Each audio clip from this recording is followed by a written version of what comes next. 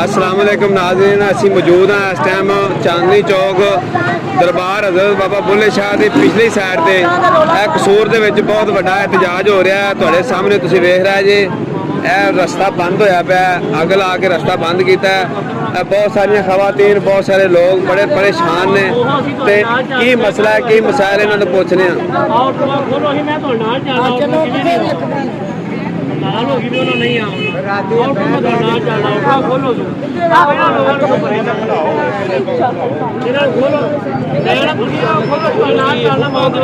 हाँ जी, इधर आओ।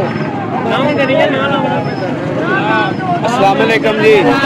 अम्मा जी, की मामला की पानी नहीं पे देंगे सानू, दूसरे तीसरे दिन डाइयां लाल जाते हैं। साडा की गुनाह, बिल ले जाते हैं, साडा की पुत्र गुनाह है। उन्होंने मेरे बिल वाले उन्होंने फड़ो, साडी है तब सानू बड़ी तंगी आ रही।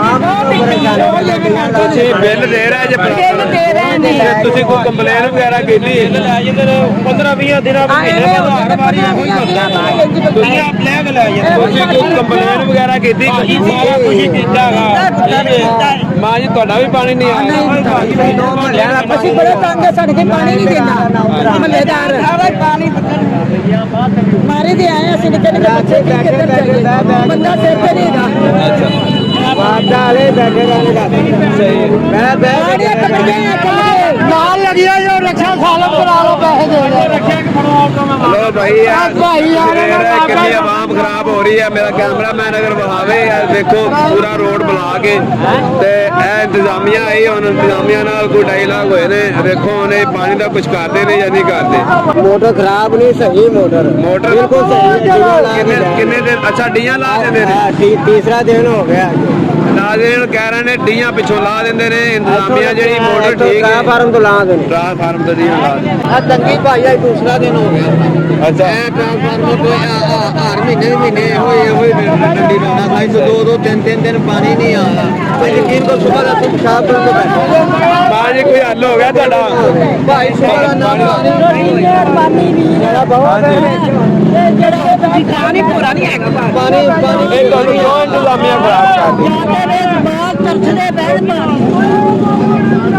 ਇਹ ਜੀ ਅਸੀਂ ਤੁਹਾਨੂੰ ਮੈਸੇਜ ਦੇਣਾ ਚਾਹੁੰਦੇ ਹਾਂ ਇੰਤਜ਼ਾਮੀਆ ਨੂੰ ਕਿ ਇਹਨਾਂ ਦਾ ਨਾ ਆਵਾਮ ਦਾ ਕੋਈ ਸੱਦੇਬਾਬ ਕੀਤਾ ਜਾਵੇ। ਆਵਾਮ ਬਹੁਤ ਪਰੇਸ਼ਾਨ ਹੈ।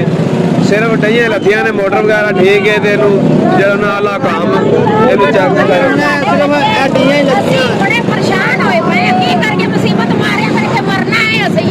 ਆ ਵੇਖੋ ਨਾ ਨਾਜ਼ਰੀਨ, ਕਿੰਨੇ ਲੋਕ ਪਰੇਸ਼ਾਨ ਨੇ। ਪਰੇਸ਼ਾਨ ਹੋ ਕੇ ਲੋਕਾਂ ਨੇ ਰੋਡ ਬਲਾਕ ਕੀਤਾ ਹੋਇਆ। ਇਹ ਵੀਡੀਓ ਨੂੰ ਵੇਖ ਕੇ ਲਾਈਕ ਤੇ ਸ਼ੇਅਰ ਕਰੋ ਤੇ ਆਲਾ ਅਦਲੀਆ ਤੱਕ ਇਹ ਗੱਲ ਪਹੁੰਚੇ ਤੇ ਇਹਦਾ ਕੋਈ ਨੋਟਿਸ ਲਵੇ।